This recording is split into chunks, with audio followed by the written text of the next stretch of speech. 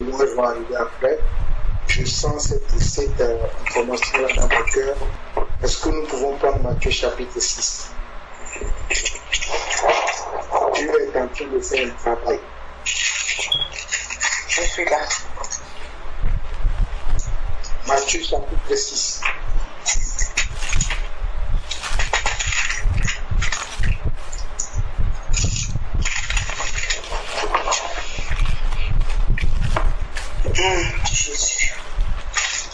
Je prie que chacun d'entre nous, de moi-même en premier, et que chacun d'entre nous puisse grandir pour arriver à la stature parfaite de Christ, à la stature parfaite d'un disciple accompli. Nous sommes des disciples, mais nous devons être des disciples accomplis. Parce que le disciple accompli ne regarde pas ce qu'il voit, mais il regarde les Écritures.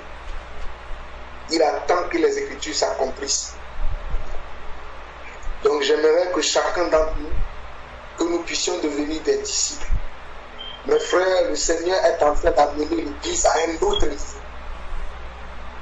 Je crains que certains seront restés derrière. Je crains que certains seront restés derrière. S'il vous plaît, que ceux qui n'interviennent pas ferment leur micro pour qu'on n'ait pas d'interférence, parce que c'est important. Et le message que Dieu met dans mon cœur là, je pense que c'est très important. Fermez vos micros, ne parlez pas. Vous aurez l'occasion d'ouvrir vos micros après pour qu'on n'ait pas d'interférence. Donc prenons Matthieu chapitre 6. Nous allons lire du verset 19 au verset 34. Le Seigneur met dans mon cœur qu'il y a encore de l'inquiétude dans les cœurs. Il y a encore des soucis dans les cœurs, les soucis de la vie, par les épreuves que nous passons, les épreuves dans lesquelles chacun d'entre nous passons. Et le Seigneur voudrait que nous soyons des disciples accomplis. Un disciple accompli et croit aux paroles de son maître. Mes frères, moi-même qui vous parle, nous sommes le 5, le 6 aujourd'hui. Je suis à moins et quelques déjà sur mon compte.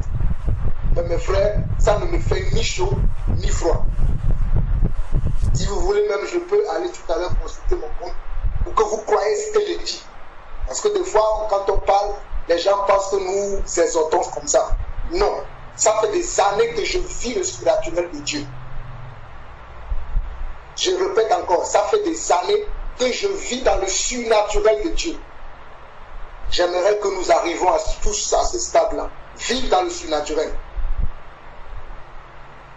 Vivre dans un monde où tout est contre nous, mais que nous soyons dans la paix.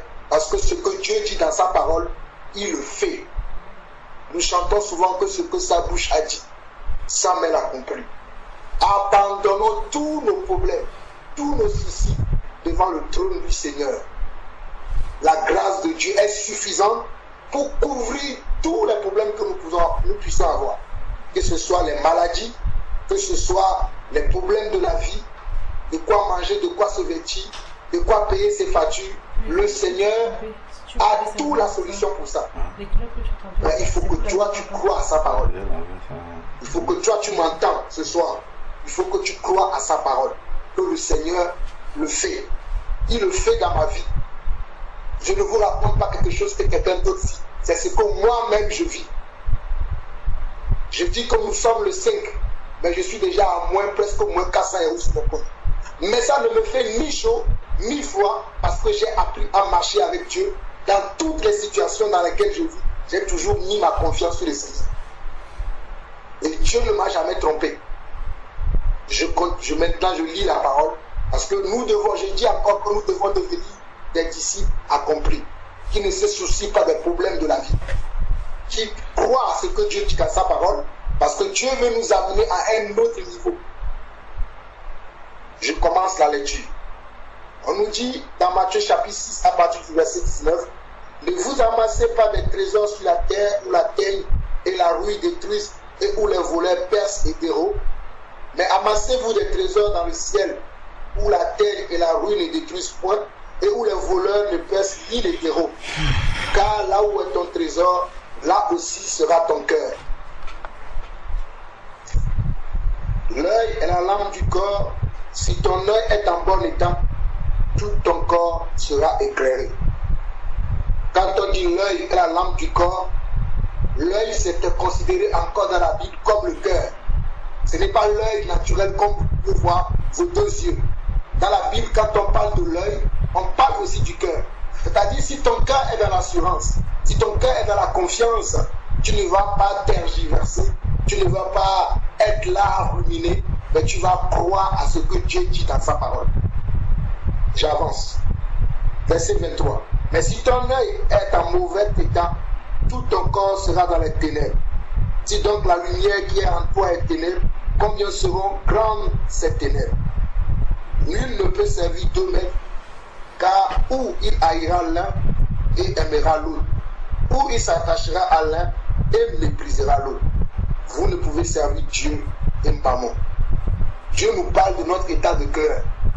Parce que des fois, on veut être avec Dieu, mais vu les problèmes de la vie, vu les soucis de la vie, on oublie le Seigneur et on se pense sur ces problèmes-là. Souvenons-nous du parabole du semeur. Lorsque la parole est sortie de la bouche du semeur, la Bible dit qu'il y a certaines graines qui sont tombées sur une terre remplie de pines, d'autres sur une terre rocailleuse et d'autres dans la bonne terre. Là où il y a les épines, la Bible l'interprète en disant que c'est les gens, lorsqu'ils entendent la parole, ils sont contents, ils sont joyeux, ils disent « Ah, cette parole est pour moi ». Mais lorsqu'il vient une tribulation, lorsqu'il vient une persécution, ils abandonnent cette parole. Et ils deviennent pires.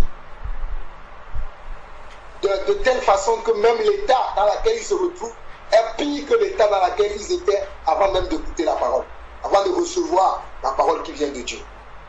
La terre rocailleuse est considérée selon les Écritures, c'est la terre que lorsqu'elle entend même la parole, elle ne croit pas à cette parole-là. Elle ferme son cœur. Elle ne veut même pas l'accepter, cette parole.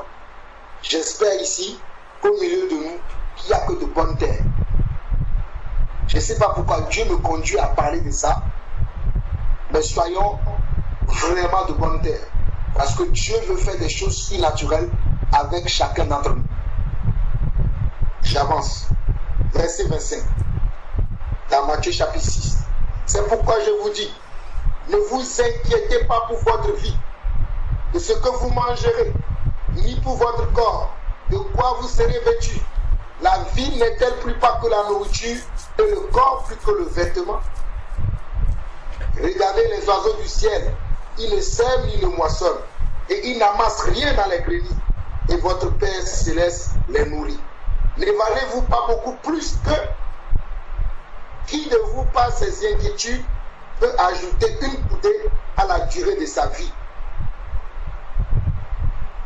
Et pourquoi vous vous inquiétez au sujet du vêtement? Considérez comment croissent les lits des champs. Ils ne travaillent ni ne filent. Cependant, je vous dis que Salomon même, dans toute sa gloire, n'a pas été vêtu comme l'un d'eux. Si Dieu rêvait ainsi l'herbe des champs, qui existe aujourd'hui et qui demain sera jeté au four, ne vous vêtira-t-il pas à plus forte raison les gens de peu de foi? Ne vous inquiétez donc point et ne dites pas que mangerons-nous, que boirons-nous, de quoi serons-nous vêtus? Beaucoup d'entre nous se posent encore cette question. De quoi je serai vêtu demain? Mon contrat arrive à la fin. Qu'est-ce qui va arriver pour moi? Qu'est-ce que demain sera pour moi? On est là à penser à toutes ces choses. Oui, mon bailleur peut me chasser. Oui, parce que je n'ai pas encore payé le loyer, même du mois dernier, je ne l'ai pas encore payé. Oui, mon frigo est vide. Mes enfants sont en vacances, là ils vont manger beaucoup. Ils auront demandé du goûter, ils auront demandé ceci. C'est de ça qu'on nous parle ici. Verset 31, je le vais dire encore. Ne vous inquiétez donc point et ne dites pas que mangerons-nous, que boirons-nous, de quoi serons-nous vêtus? Verset 32. toutes ces choses, ce sont les païens qui les recherchent. Si quelqu'un parmi nous pense à comment il va manger, sa préoccupation, c'est la nourriture, c'est le vêtement, c'est ce qu'il va boire, c'est comment il va s'occuper des choses de cette terre. La Bible considère cette personne-là comme un païen. Ce n'est pas Jean-Paul Anson qui le considère. C'est pour ça que je vous ai dit, moi j'aime les Écritures. Verset 32 dit, car toutes ces choses, ce sont les païens qui les recherchent. Votre Père Céleste sait que vous en avez besoin. Cherchez premièrement le royaume et la justice de Dieu, et toutes ces choses vous seront données par-dessus. Ne vous inquiétez donc pas du lendemain, car le lendemain aura soin de lui-même. À chaque jour suffit sa peine. Je relis le verset 31 au verset 34. Ne vous inquiétez donc point et ne dites pas. Je ne sais pas si quelqu'un d'entre nous est en train de s'inquiéter. Qu'est-ce qui va se passer demain? Selon mon contrat, selon cet examen que je veux passer, selon ce voyage que je veux faire, selon ce projet que j'ai à cœur, comment cela se fera-t-il? Moi, je ne me pose plus cette question-là. J'ai dépassé déjà ce niveau. Dieu pourvoira, moi je dis tout le temps. Je continue. Verset 32. Car toutes ces choses, ce sont les païens qui les recherchent. Ce sont les païens qui se posent des questions. Comment mangerons-nous? Comment est-ce que je serai guéri? Même la guérison est dedans. Nous savons tous que Jésus a pris à la croix, par ses maîtrissures, il a pris sur nous tous nos péchés afin que nous soyons guéris. Et moi-même qui vous parle, je suis un grand malade qui souffre du dos. Mais je ne regarde pas mon dos, je regarde à Christ. Donc, même la maladie est ici. Il y a certains qui se disent, oui, ça fait des années qu'on me dit, le Seigneur va me guérir, le Seigneur va faire ceci, mais je sens encore la douleur, ceci, cela. Tu t'inquiètes pour peu de choses, mon frère. Tu t'inquiètes pour peu de choses, ma soeur. Qu'est-ce que ta maladie devant Jésus-Christ? Qu'est-ce que ton loyer que tu n'as pas payé devant Jésus-Christ? À moins que tu sois quelqu'un qui ne sait pas gérer tes finances, que le Seigneur veut t'enseigner quelque chose. Mais si tu sais gérer tes finances et que tu te retrouves dans ces situations, le Seigneur sera glorifié. Crois-moi, c'est quelqu'un qui vit dans ça actuellement qui te parle. Moi, je suis considéré comme un fonctionnaire. Je suis payé le 25 de chaque mois. Nous sommes le 5 aujourd'hui. Mon salaire est déjà passé. Et je suis déjà à moins 300 et quelques euros quand j'ai consulté mon compte aujourd'hui. Mais cela ne me fait ni chaud, ni froid, parce que je sais que tout ce que j'ai fait, je l'ai fait dans l'œuvre du Seigneur. C'est dans l'œuvre du Seigneur que mon compte est parti comme ça. Tout ce que j'ai fait. Parce que je fais souvent des choses dont je ne parle pas. Ce n'est pas, je suis en train d'encourager quelqu'un. Tout ce que j'ai fait pour que je me retrouve dans cet état, c'est en faisant l'œuvre du Seigneur. Parce que même mon compte en banque ne m'appartient pas, il appartient au Seigneur. Mais généralement, nous, les enfants de Dieu, quand nous sommes dans cette situation, nous commençons à douter. Mes frères, cette semaine, je suis parti au travail. Certains d'entre vous savent que j'ai repris les études. Comme j'ai eu mon diplôme le mardi dernier, mes collègues ont organisé une fête pour moi. J'ai bien mangé. Ils m'ont offert une carte sur laquelle il y avait 170 euros. Aujourd'hui, quand je suis rentré à la maison, ma cuisinière avec laquelle on fait la cuisine, je sais que ça fait depuis des mois qu'il veut me lâcher. Je me suis dit, ah, quand je suis rentré aujourd'hui, j'ai vu ma cuisinière, on m'a donné une carte de 170 euros. C'est un cadeau qu'on m'a offert. Je vais aller acheter une cuisinière. Qui d'entre vous peut me dire aujourd'hui, si je vais dans les magasins là, si je peux trouver une cuisinière à 170 euros? Mais aujourd'hui, par la grâce de Dieu, Dieu a permis que je puisse trouver une cuisinière que j'ai vue. Ils ont mis ça, ils l'ont soldé. La cuisinière coûtait 449 euros. Ils l'ont mis à moitié prix. Parce qu'ils veulent vendre le modèle d'exposition. Je vous raconte ma vie, mes frères. Je n'ai pas honte de raconter ma vie. Et moi, j'ai dit, je veux le modèle d'exposition. Et j'ai demandé au vendeur que comme c'est le modèle d'exposition que je veux prendre, je veux que vous me baissez encore le prix. Parce que ça coûtait environ 199 € quand ils ont fait la moitié prix. Et tellement j'ai discuté, même ma femme qui était à côté de moi dit toujours toi. La dame a encore enlevé 10 € et je suis parti avec la cuisinière à 189 €. Neuf. Mais sauf que c'est un modèle d'exposition. Moi, c'est bon pour Jean-Paul Lawson. Si ça peut m'aider à brûler 2 merguez, à brûler deux cuisses de poulet, gloire à Dieu. Et j'ai eu encore l'occasion de prendre un nouveau micro-ondes aussi, que j'ai acheté à 60 €. Toujours avec ce chèque-là, j'ai complété avec ma carte. Ne me souciez pas que non, il n'y a pas d'argent, mais je sais que mon compte est géré par le roi des rois. Amen. Je veux dire à quelqu'un aujourd'hui, je ne sais pas quelle épreuve tu traverses. Je ne sais pas dans quelle situation tu te trouves. Mais le Dieu que nous servons est un grand Dieu. Et mes frères, quand je dis ça, ce n'est pas que quelqu'un m'envoie un chèque. Hein. Je ne prendrai pas. Je vous le dis déjà. Ce n'est pas que j'ai dit ça pour que quelqu'un puisse avoir pitié de moi. Je vous dis la vérité. Je ne prendrai pas, mais je connais le Dieu que je sers. Si j'ai donné ce témoignage, c'est pour vous montrer à quel point je marche avec Dieu, que j'ai confiance à ce Dieu, que je ne doute de rien. J'ai vécu dans des situations plus difficiles, mais Dieu m'a toujours soutenu. Et je connais le Dieu que je sers. Si quelqu'un m'envoie un chèque, m'envoie quelque chose, je le dis déjà, je ne prendrai pas. Je n'ai pas dit ça pour que vous ayez pitié de moi. Mais parce que le Seigneur me conduit à vous parler de cela, parce que nous devons vivre dans le surnaturel de Dieu. Et si, je l'ai bien dit que si mon compte se retrouve dans cette situation, parce que j'ai mis mon compte à la disposition du Seigneur. Comprenez ce que je suis en train de dire. Que Dieu vous bénisse. Donc au verset 34, on nous dit, ne vous inquiétez donc pas du lendemain, car le lendemain aura soin de lui-même. À chaque jour suffit sa peine. Mes frères et sœurs, beaucoup d'entre nous nous inquiétons de peu de choses. Je le dis encore, de peu de choses. Si vous pouvez savoir le Dieu que nous servons, si vous pouvez connaître sa puissance, sa longanimité, sa force, sa capacité, vous ne douterez en rien du Seigneur. Dieu est sur le point de faire de grandes choses dans notre vie. Et nous sommes là. Et moi qui vous parle, mon contrat dans lequel je suis aujourd'hui finira le 26 juillet. Le 26 juillet qui arrive là. Dans 2 semaines, je n'aurai plus de contrat. Mais je suis dans la joie. Je me dis même que c'est une bonne opportunité pour moi pour être à 100% dans l'œuvre du Seigneur. Je ne commence pas à envoyer des CV partout, non. J'attends que le Seigneur m'ouvre une porte. Si le Seigneur veut que je retourne au travail. Parce que ce que Dieu veut, c'est d'abord que je sois avec les âmes.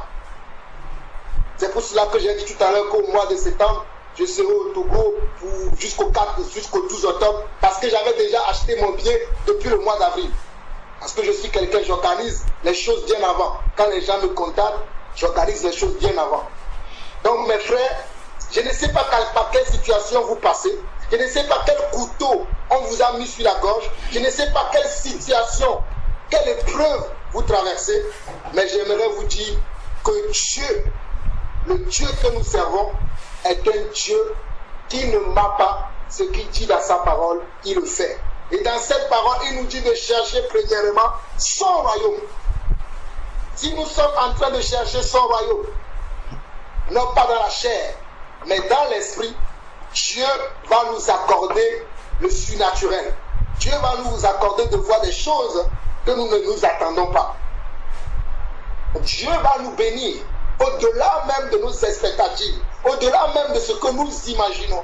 Mais nous devons chercher premièrement son royaume. Chercher premièrement le royaume de Dieu veut dire quoi? Chercher premièrement le royaume de Dieu veut dire que je m'oublie moi-même. Je ne vois pas mes intérêts. Je ne vois pas ma façon de faire les choses. Je ne cherche pas à me satisfaire d'abord moi-même. Je satisfais d'abord les intérêts du royaume de Dieu. Je satisfais d'abord ce qui touche le Seigneur. Je satisfais d'abord ce qui touche mes frères et sœurs. C'est ça que je dois faire d'abord et après le Seigneur s'occupera de moi. Mais si d'abord je veux me mettre à la place du Seigneur, c'est-à-dire je me dis moi d'abord, moi ceci, moi cela, le Seigneur ne va pas me bénir.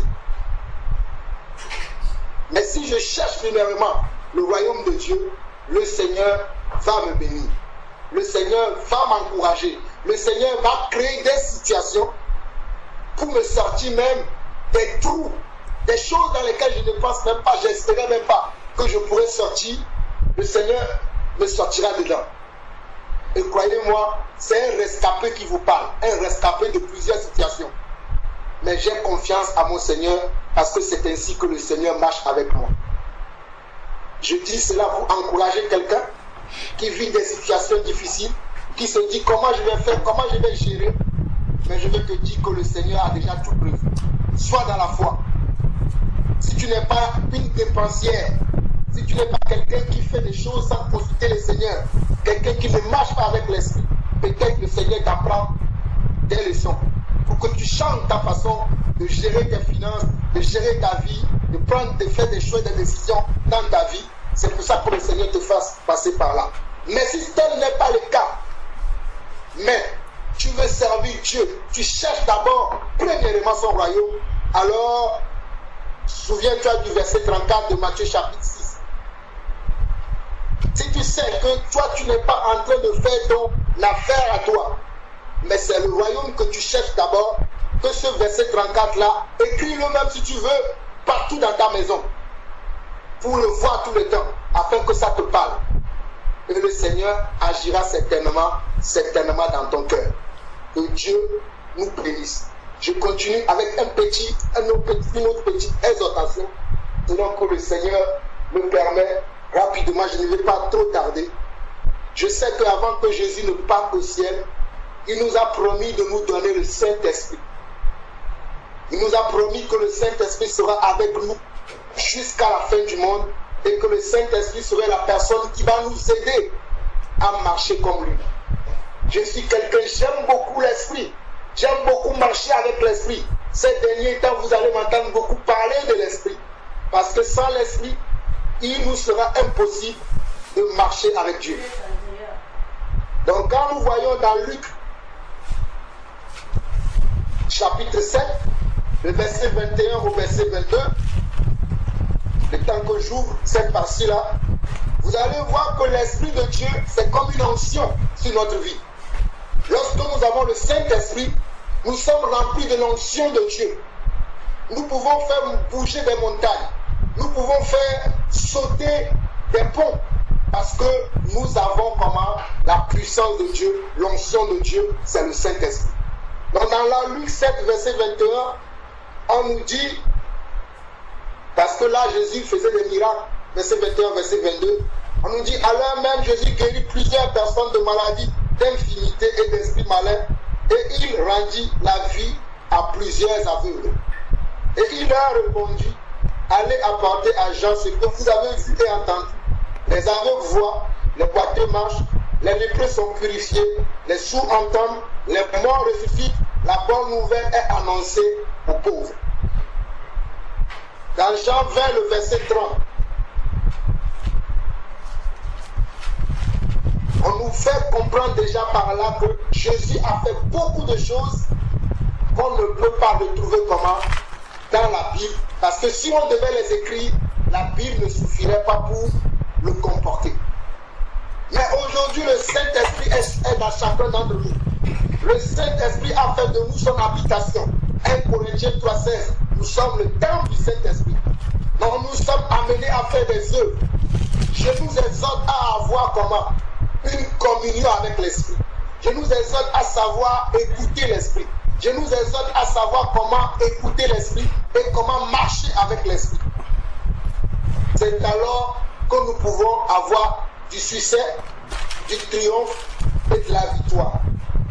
Parce que quand nous voyons Jésus lui-même, dans Luc chapitre 4, le verset 1, il dit, on nous dit, Jésus rempli du Saint-Esprit, revint du Jourdain, et il fut conduit par l'Esprit dans le désert. Le verset 14, on nous dit, Jésus revêtu de la puissance de l'Esprit, retourna en Galilée, et sa renommée se répandit dans tout le pays d'alentour.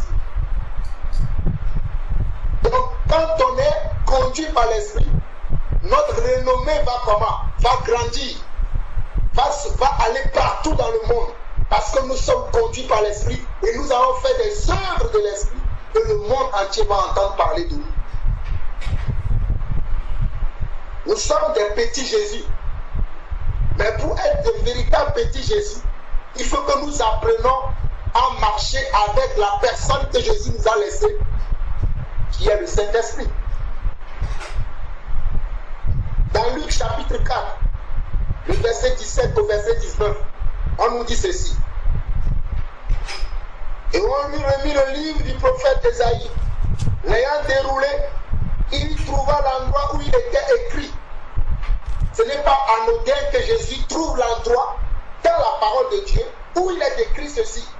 L'Esprit du Seigneur est sur moi, parce qu'il m'a oint pour annoncer une bonne nouvelle aux pauvres. Il m'a envoyé pour guérir ceux qui ont le cœur brisé, pour proclamer aux captifs la délivrance et aux aveugles le recouvrement de la vie, pour renvoyer libres les opprimés, pour publier une année de grâce du Seigneur. Vous pensez que c'est anodin, ces choses-là qui sont écrites, que lorsque Jésus va prendre le livre, la partie où il va dire, l'Esprit du Seigneur est sur moi. Nous devons rechercher l'Esprit que toute chose aujourd'hui. Parce que sans l'Esprit, il nous sera impossible de faire les œuvres de Dieu. Sans la marche avec l'Esprit, sans l'écoute de l'Esprit, il nous sera impossible de faire les œuvres de Dieu aujourd'hui. Et nous savons que Jésus, lorsqu'il quittait la terre, il nous a promis, selon Jean 14, le verset 7 au verset 18, qu'il nous enverra comment? Un consolateur. Nous tous, nous avons le consolateur aujourd'hui. Mais est-ce que nous connaissons que le consolateur habite en nous? Sommes-nous conscients de la présence du consolateur en nous? Nous, est-ce que nous l'écoutons? Soumettons-nous nos vies entre ses mains? Jean 14, verset 16 à 18, dit ceci. Et moi, je prie le Père, et il vous donnera un autre consolateur, afin qu'il demeure éternellement avec vous. L'Esprit de vérité que le monde ne peut recevoir, parce qu'il ne le voit point, ne le connaît point. Mais vous, vous le connaissez, car il demeure avec vous et il sera en vous. Je ne vous laisserai pas orphelin, je viendrai à vous. Il dit ça encore. Le Seigneur, il ne nous a pas laissés orphelins. Il est venu, c'est ce que le frère Alain nous a dit dès le départ. Aujourd'hui, c'est le frère qui nous a donné la cadence dans laquelle nous devons aller aujourd'hui. Il a parlé de Actes chapitre 2, l'effusion de l'Esprit sur les apôtres. Lorsque les apôtres ont reçu l'Esprit, leurs vies ont complètement changé. Ils n'ont plus jamais été les personnes qu'ils étaient avant. Nous disons que nous avons l'Esprit, mais comment se fait-il que nos vies ne changent pas?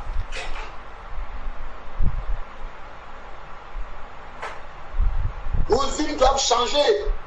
Nous devons imiter les apôtres. Nous devons être des modèles des apôtres. Mais comment nous n'arrivons pas? Ça veut dire que nous n'écoutons pas assez l'Esprit. Ça veut dire que nous n'avons pas encore compris davantage le langage de l'Esprit. Parce que le langage de l'Esprit est différent de le langage de la chair. J'aimerais que quelqu'un apprenne le langage de l'Esprit. Ça va nous éviter beaucoup de choses, de perdre du temps dans beaucoup de choses. Moi, j'ai tellement perdu du temps qu'aujourd'hui, je rends grâce à Dieu que je travaille pour grandir dans cette marche de l'Esprit, pour ne plus perdre du temps. Ceux qui veulent perdre du temps, qu'ils perdent du temps. Moi, j'ai trop perdu du temps. Vous savez, le temps est quelque chose qu'on ne peut pas rattraper. Tu sais, si tu as un rendez-vous à 10h et que tu arrives à 10h05, tu ne peux pas ramener le temps à 10h. 10h05, c'est fini. Tu ne peux plus ramener le temps à 10h. Tu as raté le 10h, tu l'as raté. C'est la même chose avec l'Esprit. Lorsque l'Esprit veut nous diriger, nous devons être capables de se positionner là où l'Esprit veut nous placer. Parce que l'Esprit est efficace, l'Esprit est puissant, l'Esprit c'est de la force, l'Esprit c'est de l'onction, l'Esprit c'est de l'intelligence, c'est de la sagesse, l'Esprit c'est la foi. Jean 16, verset 7 nous dit, Jésus parla encore, cependant je vous dis la vérité, il vous est avantageux que je m'en aille, Car si je ne m'en vais pas, le consolateur ne viendra pas vers vous. Mais si je m'en vais, je vous l'enverrai. Il a fait. C'est ce que le frère nous a dit tout au début de cette réunion. Actes chapitre 2. Nous sommes toujours dans Actes chapitre 2 là. Jésus est parti. Il a envoyé le consolateur. Il a invité le monde entier pour que le monde entier soit au courant que mon consolateur est maintenant parmi mes enfants. Il est en eux, il est sur eux, il est avec eux. Et aujourd'hui, ce même consolateur est dans ta vie, il est dans ma vie. Mais que faisons-nous avec? Mon hésitation, c'est simple. Que faisons-nous avec le consolateur qui est dans notre vie? Parce que le consolateur n'est pas venu dans notre vie pour que je puisse dire que oui, je suis rempli de l'esprit et puis c'est bon. Non. Pour que je puisse prier en langue et puis c'est bon. Non. Il est dans ma vie pour quelque chose. Pour que je sois un modèle parfait de Christ. Je ne dis pas que moi je suis arrivé, mais le Seigneur m'a révélé ces choses-là, que je dois travailler encore dessus. Et je travaille. Et pendant que je travaille, je partage avec vous afin que nous soyons au même niveau. Ne croyez pas que Jean-Paul Lawson est arrivé. Je suis en train de travailler ma vie afin d'être au même diapason avec l'esprit.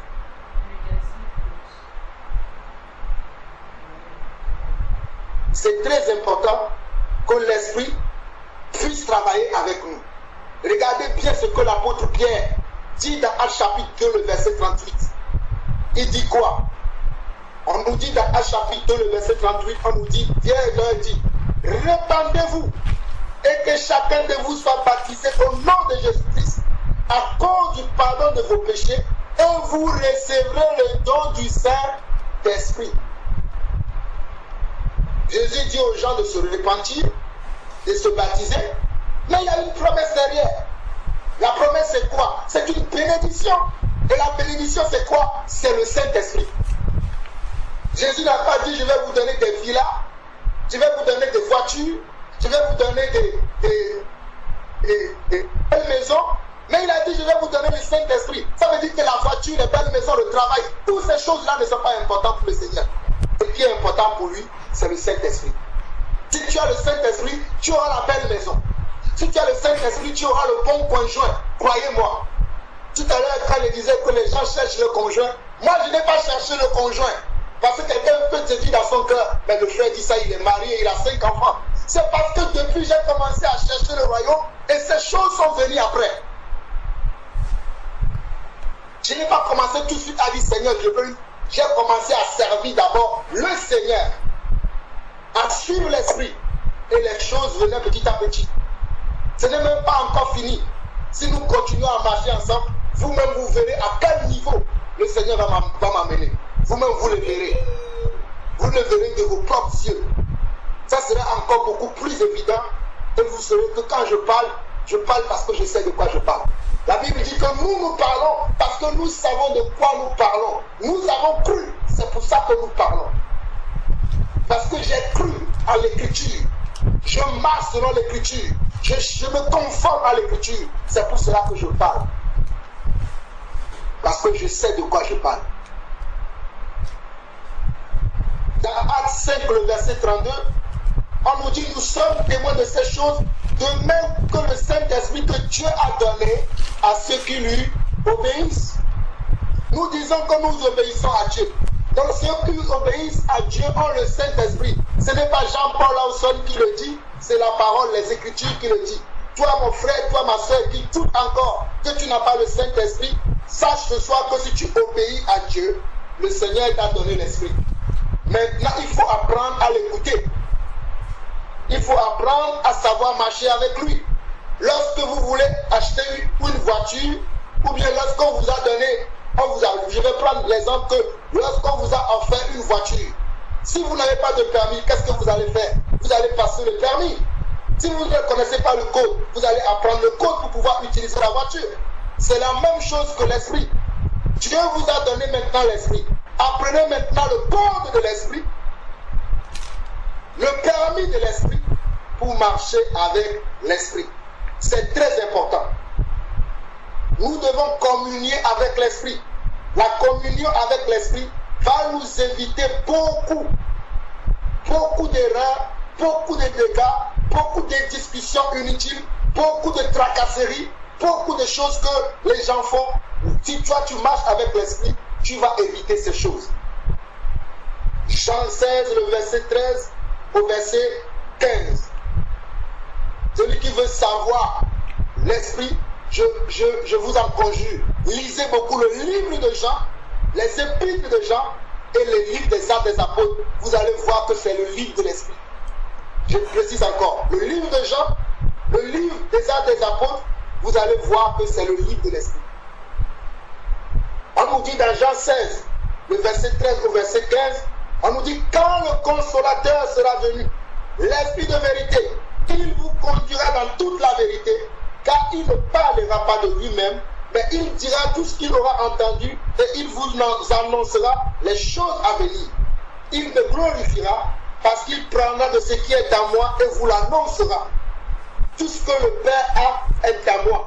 C'est pourquoi j'ai dit qu'il prend ce qui est à moi et il vous l'annoncera. Et moi je prierai le Père et il vous donnera un autre consolateur afin qu'il demeure éternellement avec vous. C'est juste Jean 14, le verset 16. Mais vous avez vu que Jean 16 plutôt, le verset 13 au verset 14, c'est tout à la fin. On nous dit tout ce que le Père a est à moi. C'est pourquoi j'ai dit qu'il prend de ce qui est à moi et vous l'annoncera. Donc l'Esprit, quand il est à nous, il est à nous pour nous annoncer les choses qui sont au Seigneur. Il est à nous pour nous montrer les voies du Seigneur. Il est à nous pour nous montrer les chemins par lesquels le Seigneur est passé. Les chemins par lesquels nos prédécesseurs dans la foi, les apôtres, les premiers prophètes. Parce que nous savons que les prophètes, ce sont des gens qui ont été conduits par l'Esprit. C'est l'Esprit qui les conduisait et c'est par l'Esprit qu'ils ont pu faire les actes que nous lisons dans tous les prophètes. Si je prends le prophète Jérémie, le prophète Zacharie, le prophète Esaïe, vous allez voir que lorsque ces personnes vont parler, ils vont dire, je fus saisi par l'Esprit. L'Esprit m'a mené à tel endroit. Apocalypse chapitre 1, chapitre 2, chapitre 3, Jean parle encore de cela. Il dit qu'il fut saisi par l'Esprit. L'Esprit l'a emmené dans une vision. L'Esprit l'a emmené encore plus loin dans la vision. Nous verrons tous ces passages-là tout à l'heure. Mais sachez simplement que selon Jean 3,16, on nous dit que car Dieu a tant aimé le monde, qu'il a donné son Fils unique, afin que quiconque croit en lui ne périsse point, mais qu'il ait la vie éternelle. La vie éternelle, c'est encore quoi? C'est l'Esprit. 1 Jean 3, le verset 1. Voyez quel amour le Père nous a témoigné pour que nous soyons appelés enfants de Dieu, et nous le sommes. Si le monde ne nous connaît pas, c'est qu'il ne l'a pas connu. C'est qu'il n'a pas connu qui? Il n'a pas connu le Saint-Esprit. Il n'a pas connu Jésus-Christ. Parce qu'il ne peut pas voir le Saint-Esprit. Mais vous et moi, nous le voyons parce qu'il a choisi de nous, de faire de nous son temple, sa demeure. Je ne sais pas si vous reconnaissez qui vous êtes. Souvent, lorsque des gens témoignent de Satan, les gens qui sont beaucoup satanistes, ils disent beaucoup que les enfants de Dieu ne savent pas quelle puissance ils ont. Ils ne savent pas quelle identité ils ont. Moi, j'ai décidé de reconnaître mon identité. J'ai décidé de savoir qui je suis dans le Seigneur. Parce que toi qui es quelqu'un, mais qui ne sais pas qui tu es, tu vas souffrir beaucoup. Imaginons-nous que aujourd'hui dans le monde, que le fils de, je ne sais pas, de Macron ou de Nicolas Sarkozy ne reconnaissent pas que son père est Nicolas Sarkozy ou bien Macron. Quel galère ce petit enfant va vivre. Imaginez-vous aujourd'hui que le fils de Donald Trump ne reconnaisse pas que son père c'est Donald Trump, le président des États-Unis, la puissance mondiale dont tout le monde a peur. Il ne sait pas que c'est son père, que ce Donald Trump-là veut l'aider dans sa vie. Quand Donald Trump le parle, il dit non, moi je ne sais pas. C'est la même réaction que nous faisons avec le Saint-Esprit. Et le Saint-Esprit est au-dessus de tous ces hommes-là que je viens de citer. Et ce Saint-Esprit-là est en toi et il est en moi. Nous devons apprendre à reconnaître la présence de l'Esprit. Car Jésus lui-même savait à quel moment l'Esprit sortait de lui, l'Esprit faisait les choses de lui.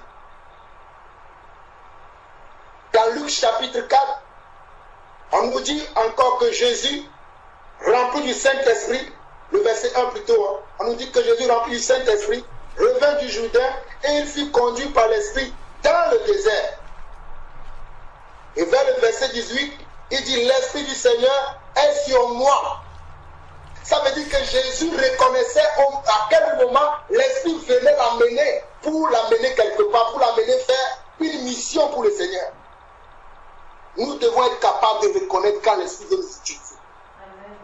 Parce qu'il y a des moments où l'Esprit veut nous utiliser, mais nous nous refusons. Amen. Parce que nous n'avons pas appris à le reconnaître. Amen. Nous n'avons pas appris à reconnaître comment l'Esprit peut m'utiliser.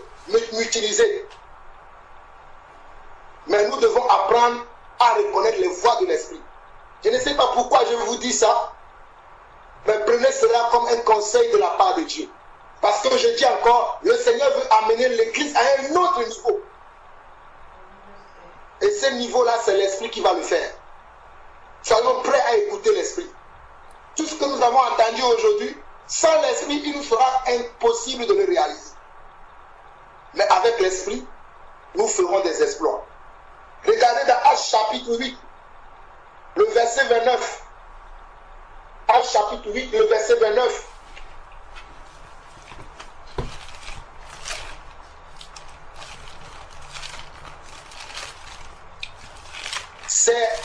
On nous parle de Philippe. Philippe est un homme qui a appris à reconnaître la voix de l'Esprit. Lorsque Philippe avait été enlevé par un ange, il avait senti que l'Esprit voulait l'amener quelque part. Et vers le verset 29, Philippe a appris à écouter l'Esprit. Parce qu'on nous dit, l'Esprit dit à Philippe, avance et approche-toi de ces chars. Regardez bien, l'Esprit dit à Philippe, si Philippe n'a pas appris à écouter l'Esprit, si Philippe ne connaît pas le langage de l'Esprit, lorsque l'Esprit va nous dire, approche-toi de ces chars, il va être là, il va faire chez Karababa, mais c'est l'Esprit qui lui parle.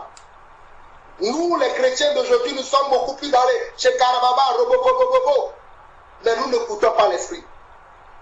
Croyez-moi, je fais beaucoup plus du chez Karababa, beaucoup plus que chacun, beaucoup plus que certains d'entre vous.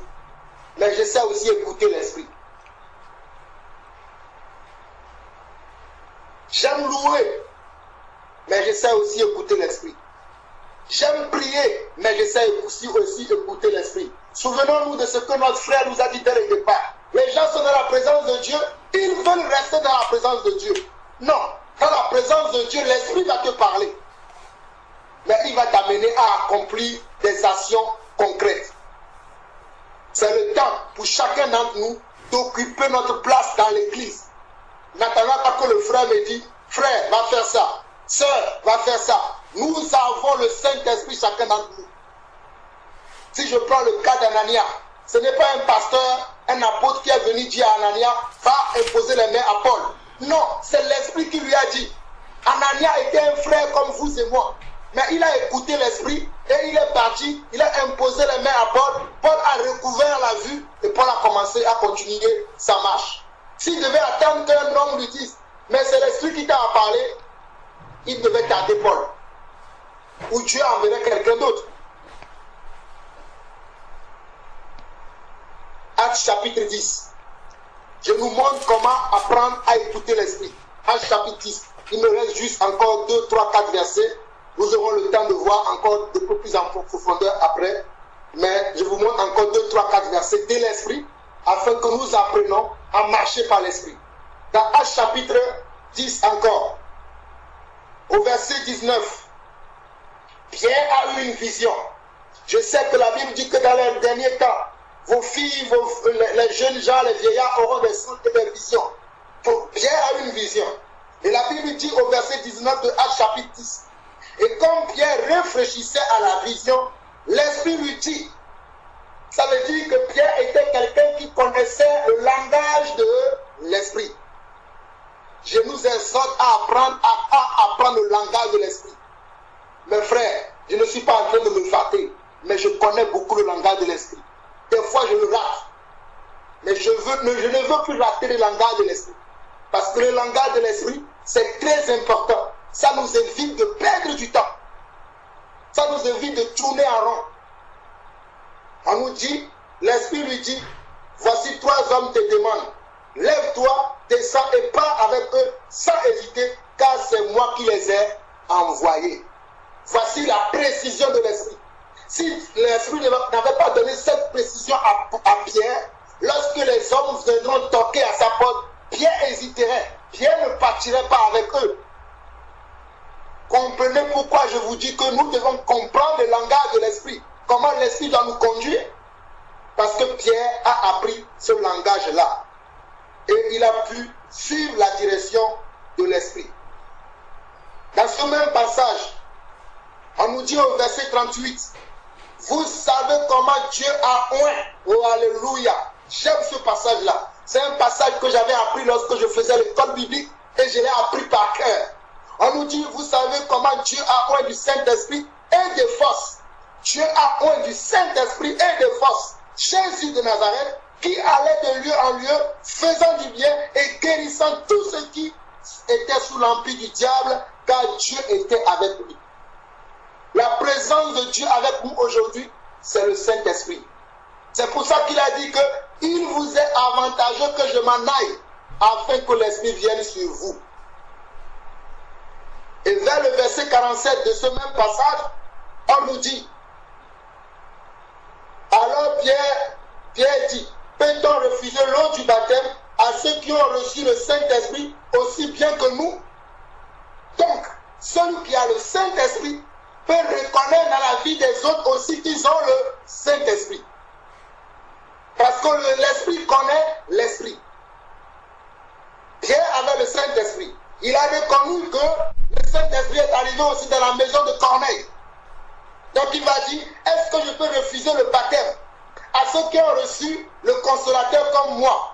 Je ne peux pas, si je le fais, ça serait un péché. C'est pour ça qu'il les a baptisés avant de partir.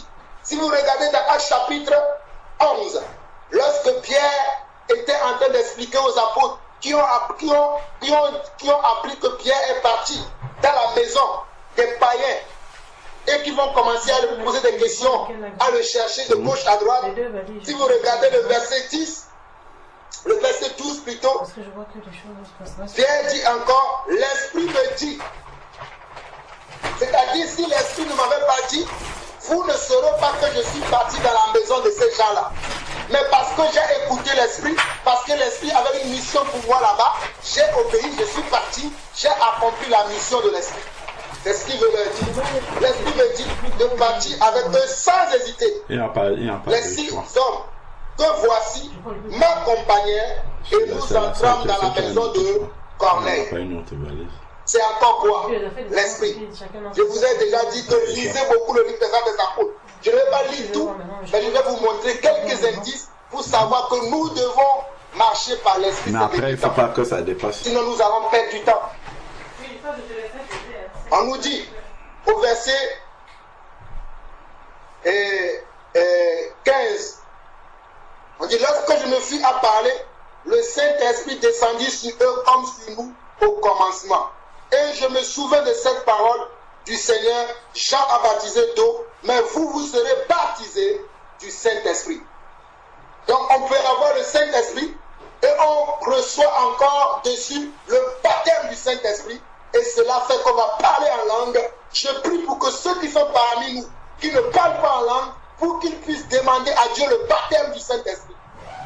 Parce que je sais que Satan, aujourd'hui, s'est levé contre ce baptême-là. Il dit aux gens que cela n'est plus important aujourd'hui, le baptême de l'Esprit. Mais moi je vous dis, vous qui ne parlez pas en langue, cherchez ce don-là. Cherchez à recevoir le baptême de l'Esprit. Si vous avez besoin qu'on prie pour vous, demandez simplement, priez pour moi pour que j'ai le baptême de l'Esprit. Mais c'est très important. Le baptême de l'Esprit est très important. Ce n'est pas à mettre de côté. Je continue. Au verset 24, toujours du même passage, on nous dit qu'il y a un homme qu'on avait pris, et cet homme-là, on nous dit que c'est un homme de bien, plein d'esprit saint et de foi, et une foule à ce nom se joignit au Seigneur. On nous parle de qui ici? On nous parle de Barnabas. Barnabas était un homme de comment? D'esprit saint et de foi. Il avait le Saint-Esprit en lui. Et il est rempli de foi. Celui qui a le Saint-Esprit, il va être rempli aussi de foi. Peut-être pas au même niveau que le Seigneur, mais au fur et à mesure que tu vas marcher avec le Seigneur, ta foi va grandir. Et si tu continues, tu persévères, ça va pouvoir même dépasser les apôtres. Et même dépasser les œuvres que Jésus a accomplies. Parce que Jésus lui-même, il a dit, si quelqu'un croit en moi, il fera même de plus grandes œuvres que ce que moi, j'aurais fait. Dans Actes chapitre 13, on nous dit au verset 2, pendant qu'ils servaient le Seigneur dans leur ministère et qu'ils jeûnaient, le Saint-Esprit dit, mettez-moi à part Barnabas et Saul pour l'œuvre à laquelle je les ai appelés. Encore le Saint-Esprit qui parle encore aux apôtres, mettez-moi ces deux personnes-là à part parce que j'ai pour eux une mission spéciale. Certains d'entre vous, le Seigneur a pour vous des missions spéciales. N'attendez pas toujours que c'est nous qui vous disons, bon, ma soeur Claire, toi tu dois aller au Congo. Dieu t'appelle là-bas pour une œuvre missionnaire, tu dois s'occuper des orphelins là-bas. C'est un exemple que je donne. Bon, ma soeur Solange, toi tu dois aller à Évry, il y a des malades là-bas, tu dois aller les visiter. Vous-même soyez capable d'écouter l'esprit. Moi je n'attends pas qu'un frère me dise va faire. Je suis capable d'écouter l'esprit moi-même, savoir dans quelle direction je dois aller et dans quelle direction je ne dois pas aller. Parce que l'esprit peut nous empêcher aussi de ne pas aller dans certaines directions. L'esprit ne nous conduit pas qu'à faire des choses. Il nous empêche aussi de ne pas faire certaines choses. Je répète encore, l'esprit peut nous conduire à faire des choses, mais il peut nous empêcher aussi parce que nous voulons faire certaines choses. L'esprit va nous dire non, ne fais pas ça. Vous voulez la preuve? Je vais vous le montrer. Dans Actes chapitre 16, le verset 6. On nous dit, ayant été empêché par le Saint-Esprit d'annoncer la parole dans l'Asie, il traversait la Phrygie et le pays de la Galatie.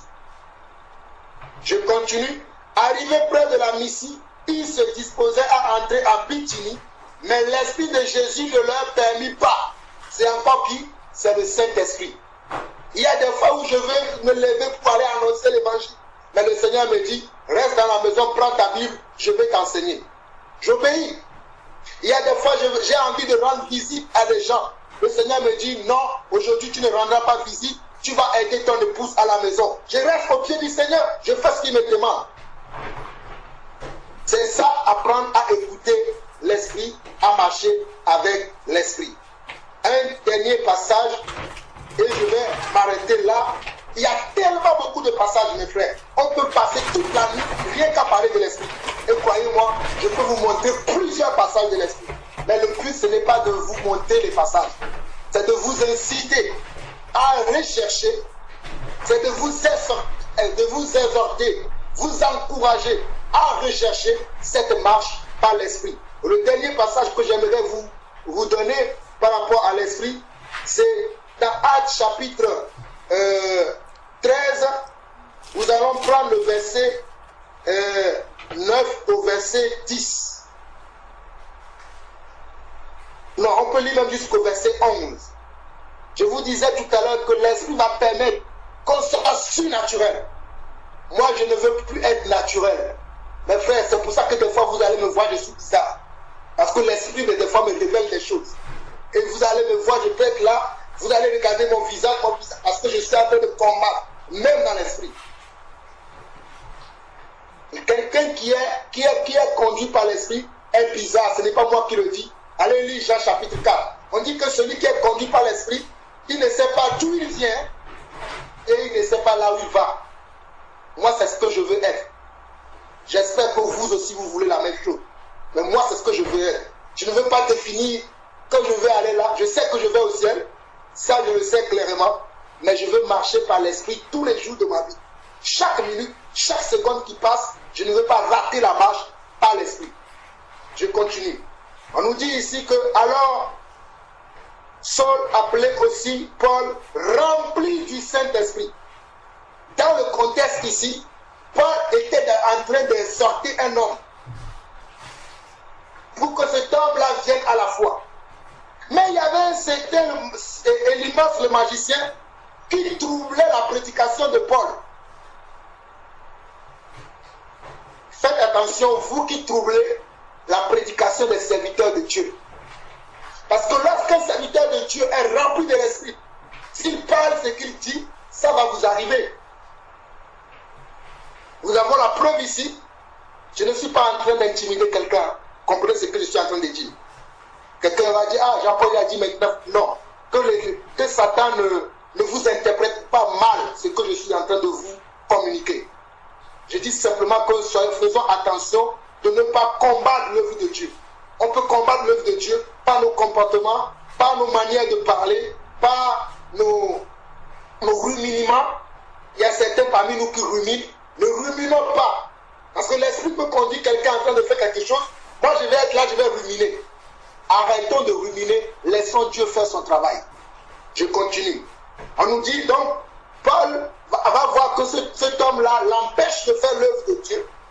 À un moment donné, il va être rempli par l'esprit. Parce que l'esprit va voir que cet homme-là cache l'œuvre de Dieu. Et il va utiliser son serviteur. Parce que Paul était serviteur de l'esprit. Il va utiliser le serviteur et Paul va dire ceci. Dans Actes chapitre 13, verset 9. Alors Saul, appelé aussi Paul, rempli du Saint-Esprit. Si Paul n'était pas rempli du Saint-Esprit, il ne pourrait pas faire ce qui va suivre là. Fixa les regards sur lui et dit, homme plein de tout espèce de ruse et de fraude. Qu'est-ce qui lui a révélé cela? L'Esprit.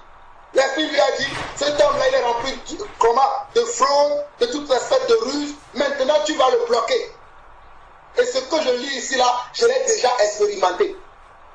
En train de prêcher, je vois les gens et l'Esprit me dit, tu vas dire ça. Je l'ai dit, les personnes se sont tues. Je ne parle pas de ce que je n'ai pas vécu. J'ai vécu ça déjà. Homme plein de toute espèce de ruse et de fraude, fils du diable, ennemi de toute justice, ne cesseras-tu point de pervertir les voies droites du Seigneur? Maintenant, voici la main du Seigneur est sur toi. Tu seras aveugle et pointant, tu ne verras pas le soleil. Aussitôt, l'obscurité et les ténèbres tombèrent sur lui, et il cherchait en tâtonnant des personnes pour le guider. Amen. Mes frères, que celui qui a des oreilles pour entendre, entende. J'en ai fini. Gloire à Dieu. Amen.